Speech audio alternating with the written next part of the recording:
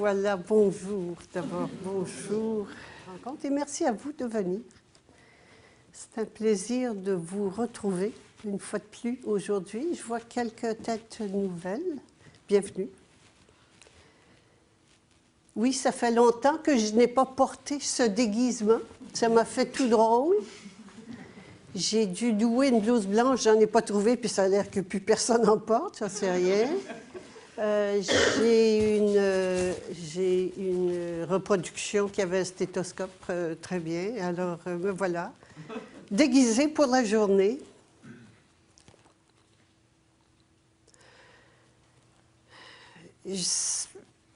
Évidemment, par où commencer? C'était la même chose que Diane a posé comme question que j'avais. C'est un échec total pour qui?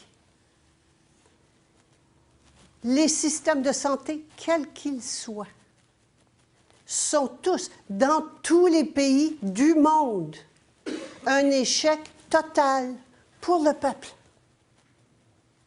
Mais, s'il y en a qui perdent, c'est comme à la bourse, il y en a qui gagnent. Où va donc cet argent? Qui profite de ces systèmes qui ne sont pas qu'on dit de santé, mais qui sont des systèmes de maladie? Qui profite du système de maladie? Évidemment, on a toujours les trois.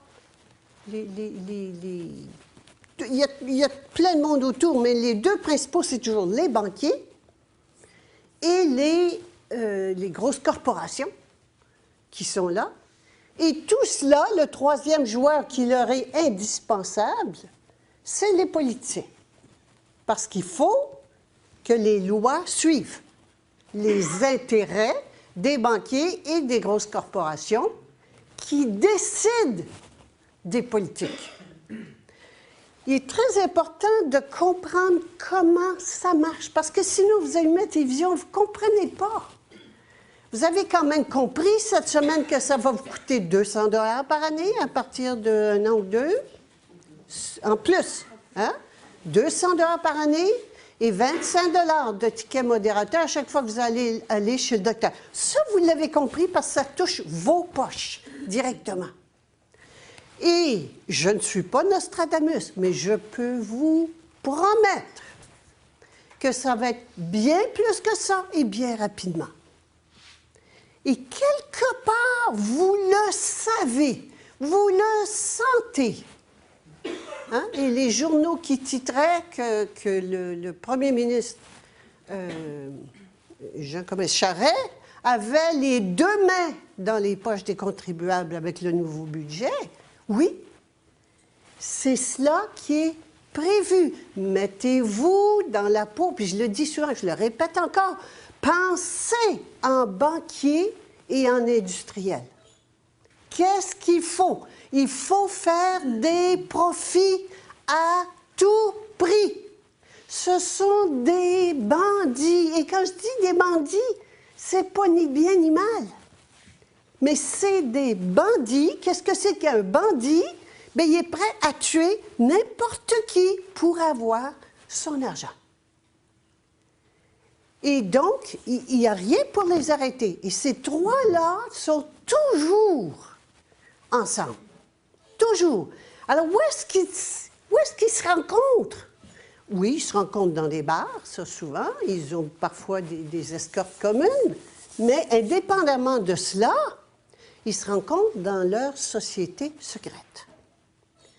Et l'assurance santé ou maladie, appelez-la comme vous voulez, au Québec et au Canada, est l'œuvre de la société secrète de la trilatérale, la commission trilatérale.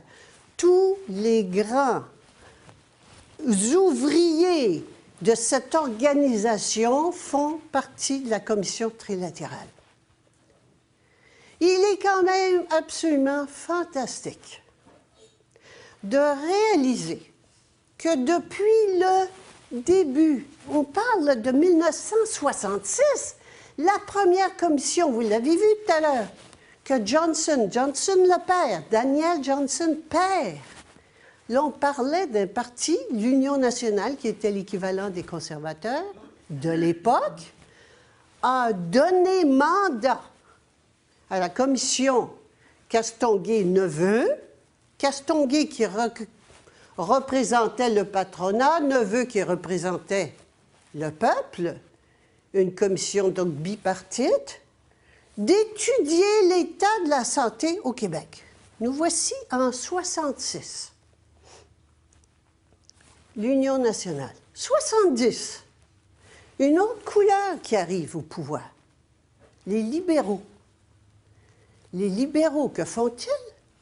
Ils prennent encore Claude Castonguay. C'était les conservateurs. Non, maintenant, c'est les libéraux. Claude Castonguay, en 70. Et ils font quoi? Le nomment ministre de la Santé. Il est là pendant 3 ans, puis il s'en va. Et ça continue. 25 ans plus tard, en 92, je pense, ou 97, voilà donc que maintenant le Parti québécois, 3e parti, 3e, vont chercher Claude Castonguay, qui le mettent à la tête d'une commission d'experts pour l'instauration de l'assurance médicaments, qui coûtait au début très peu, comme le ticket modérateur et le 200 $ qui viennent d'apparaître, et qui sont rendus maintenant à 500 $ et plus par année. Par personne. C'est encore dans vos poches. C'est toujours Claude Castonguay. On continue. En 2002, au moment de l'ADP, le Mario Dumont, ADP? ADQ. Au moment de l'ADQ, Mario Dumont, je regarde, je vois télévision, mais qu'est-ce qu'il fait là? Ben, Mario Dumont, à son congrès national, était à côté de Castonguay. Et ils étaient amis au congrès de l'ADQ et proposaient quoi? La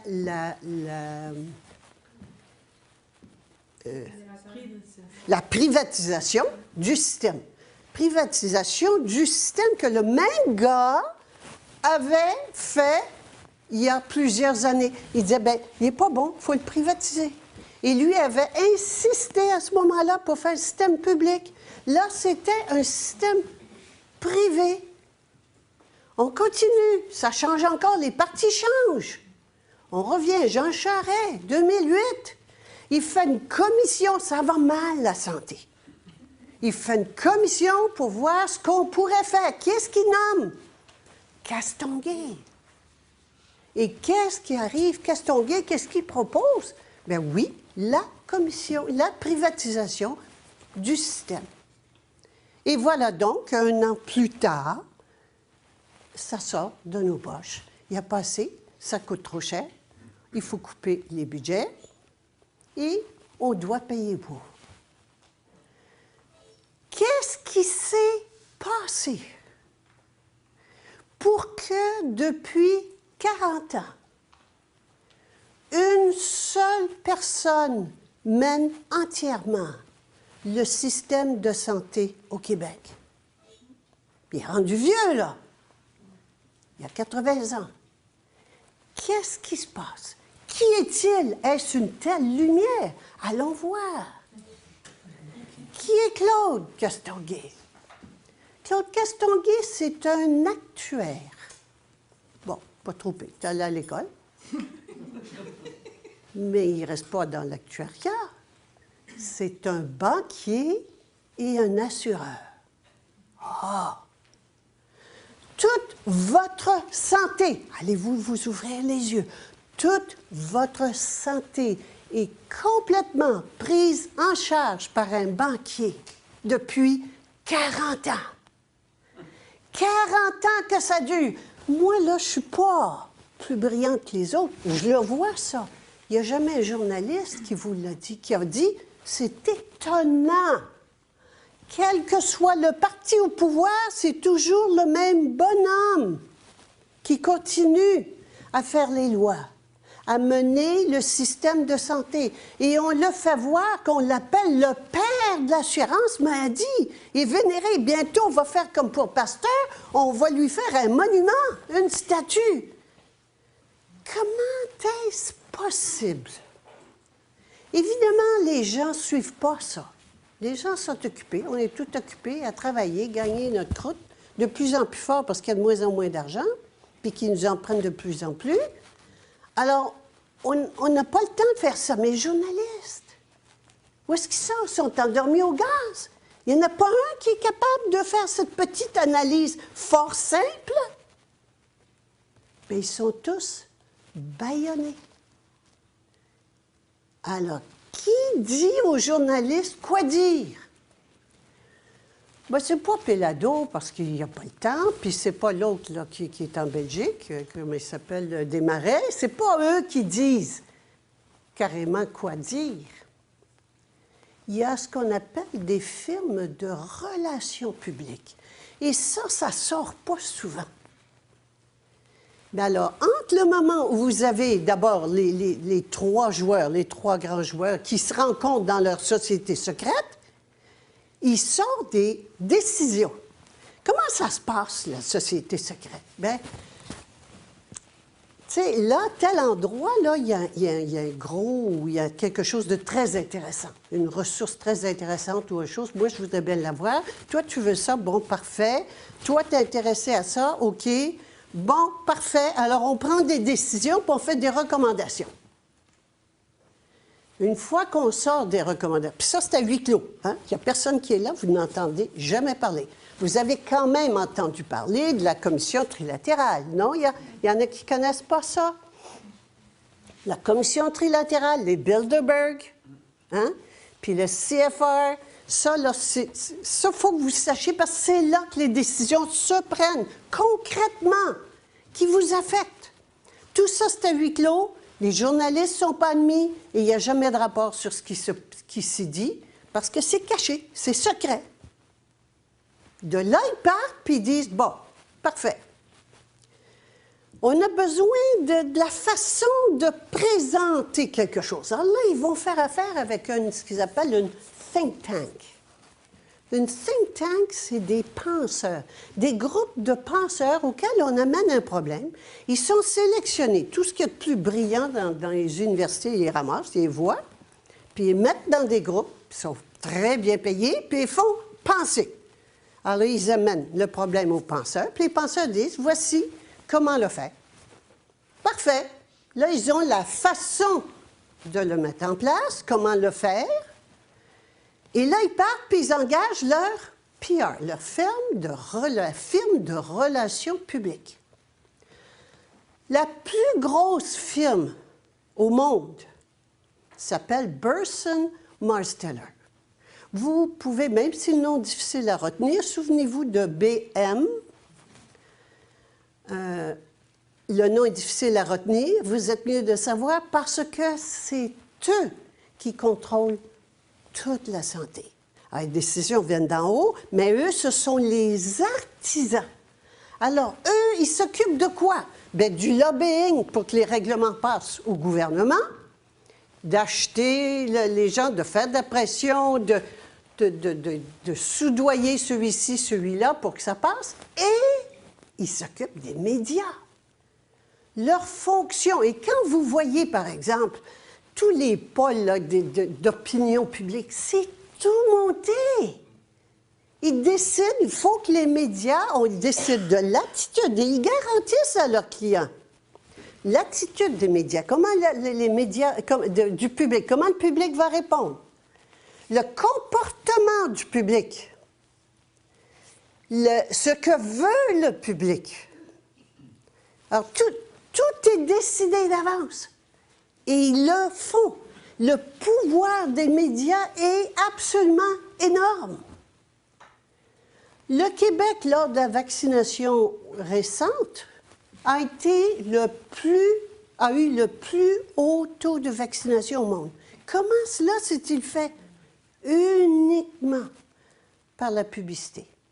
Mais vous avez vu à la télé, la propagande a été énorme, énorme, payé par les gouvernements directement. Hein? directement payés par le gouvernement. Ils ne s'en cachaient même pas. Mais le gouvernement, qu'est-ce que le gouvernement peut vous dire d'aller vous faire vacciner? Qu'est-ce qu'il connaît là-dedans? Alors, ouvrez-vous les yeux. C'est tout organisé. Maintenant, comment se fait-il que Castonguay, il n'a pas l'air idiot?